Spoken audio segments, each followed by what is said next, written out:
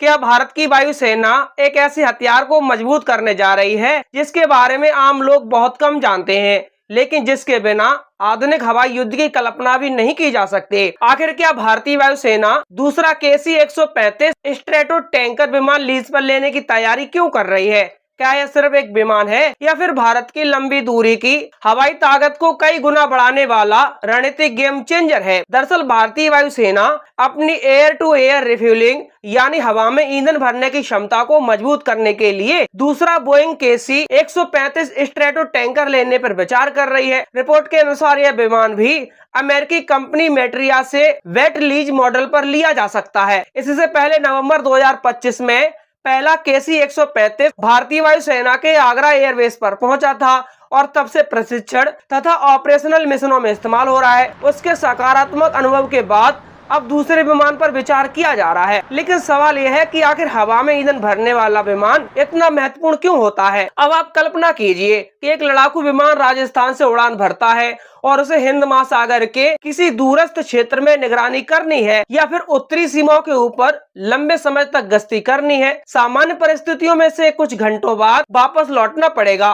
क्योंकि उसका ईंधन समाप्त होने लगेगा। लेकिन अगर आसमान में ही एक टैंकर विमान मौजूद हो तो वह लड़ाकू विमान उड़ान के दौरान ही ईंधन भर सकता है और कई घंटों तक मिशन जारी रख सकता है। यही क्षमता आधुनिक युद्ध में निर्णायक साबित होती है। आज दुनिया की लगभग सभी बड़ी वायुसेनाएं एयर टू एयर रिफ्यूलिंग को अपनी शक्ति का गुणक यानी फोर्स मल्टीप्लायर मानती हैं, क्योंकि इससे लड़ाकू विमान अधिक दूरी तक जा सकते हैं, लंबे समय तक हवा में रह सकते हैं और ज्यादा हथियार लेकर उड़ सकते हैं। भारतीय वायुसेना के सामने यह जरूरत इसीलिए और बढ़ गई है क्योंकि उसके पास मौजूद 6 रूसी मूल के IL-78 MKI टैंकर विमान अब पुराने हो चुके हैं।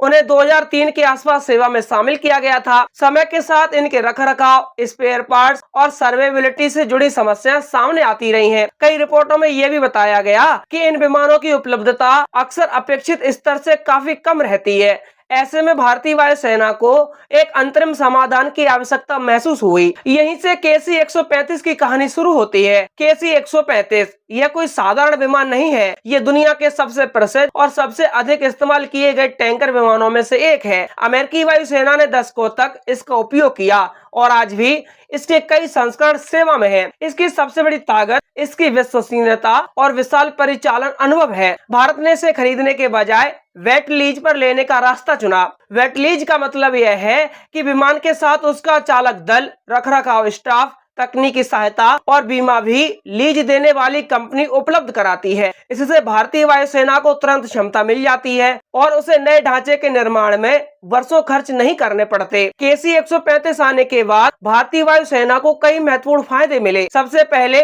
पायलट को लगातार एयर टू एयर रिफ्यूलिंग प्रशिक्षण मिलने लगा। यह एक बेहद जटिल कौशल है जिसमें लड़ाकू विमान को हवा में उड़ते हुए टैंकर के बेहद करीब लाकर ईंधन प्राप्त करना होता है। थोड़ी सी गलती भी दुर्घटना का कारण बन सकती है, इसीलिए नियमित अभ्यास आवश्यक होता है। दूसरा फायदा ये हुआ कि भारतीय वायुसेना के प्रमुख लड़ाकू विमान जैसे सुखोई 30 MKI, राफेल और मिराज 2000 इस टैंकर से ईंधन प्राप्त कर सकते हैं। इससे इन विमानों की परिचालन सीमा और प्रभाव क्षेत्र कई गुना बढ़ जाता है। अब यदि दूसरा KC-135 भी आ जाता है तो भारतीय वायुसेना एक साथ कई प्रशिक्षण और ऑपरेशनल गतिविधियां चला सकेगी। अभी एक विमान होने से उसकी उपलब्धता सीमित रहती है, लेकिन दूसरा विमान आने पर प्रशिक्षण कार्यक्रमों, युद्धाभ्यास और वास्तविक मिशन को बेहतर समर्थन मिलेगा। भारत की रणनीतिक चुनौतियों को देखें तो यह निर्णय और भी महत्वपूर्ण दिखाई देता है। उत्तर में चीन और पश्चिम में पाकिस्तान, दोनों मोर्चों पर भारतीय वायुसेना को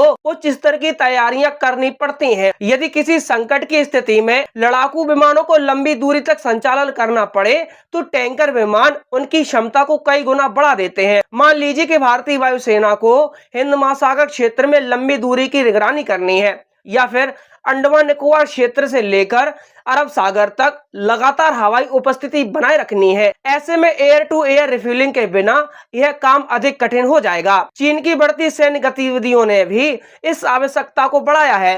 पिछले कुछ वर्षों में चीन ने अपनी वायुसेना और नौसेना की लंबी दूरी की क्षमता में भारी निवेश किया है। उसके पास आधुनिक टैंकर विमान भी हैं, जो उसके लड़ाकू विमानों की पहुंच बढ़ाते हैं। ऐसे में भारत के लिए भी अपनी क्षमता को मजबूत करना आवश्यक हो जाता है। एक और महत्वपूर्ण पहलू है और वो है हिंद महासागर। यह क्षेत्र भारत की समुद्री सुरक्षा का केंद्र है। भारतीय नौसेना के P-8I समुद्री गश्ती विमान भी लंबी दूरी के मिशनों में टैंकर समर्थन से लाभ उठा सकते हैं। रिपोर्ट के अनुसार KC-135 इन अभियानों में भी सहायता प्रदान कर सकता है। लेकिन क्या सिर्फ लीज पर विमान लेना ही समाधान है? असल में नहीं। भारतीय वायुसेना लंबे समय से नए मल्टी रोल टैंकर ट्रांसफर विमान खरीदने की योजना पर काम कर रही है। पिछले 2 दशकों में कई बार टेंडर निकले, कई कंपनियों ने भाग लिया, लेकिन लागत और प्रक्रिया कारणों से परियोजना आगे नहीं बढ़ सकी। अब भी दीर्घकालिक टैंकर आधुनिकीकरण कार्यक्रम पर काम जारी है।